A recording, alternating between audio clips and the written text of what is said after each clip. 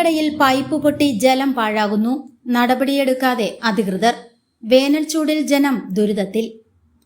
Kattakada junction സമീപം കുടിവെള്ള pipe പൊട്ടി ലക്ഷക്കണക്കിന് ലിറ്റർ വെള്ളം റോഡിലൂടെ ഒഴുകുന്നു.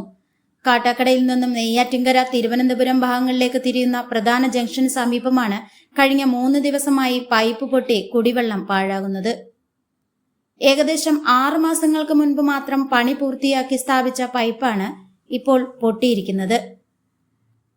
റോഡിലൂടെ വെള്ളം കുത്തിയൊലിക്കുന്നത് കാൽനടയാത്രക്കാർക്കും വാഹനയാത്രക്കാർക്കും ഒരുപോലെ ബുദ്ധിമുട്ട് സൃഷ്ടിക്കുന്നുണ്ട്. കഠിനമായ വേനൽക്കാലത്ത് കുടിവെള്ളത്തിനായി ജനങ്ങൾ നെട്ടോട്ടമോടുമ്പോഴാണ് അധികൃതരുടെ മൂക്കിന് താഴെ ഇത്തരത്തിൽ ജലം പാഴാകുന്നത്. 3 ദിവസം പിന്നിട്ടിട്ടും തകരാർ പരിഹരിക്കാൻ വാട്ടർ അതോറിറ്റി അധികൃതർ തയ്യാറായിട്ടില്ല.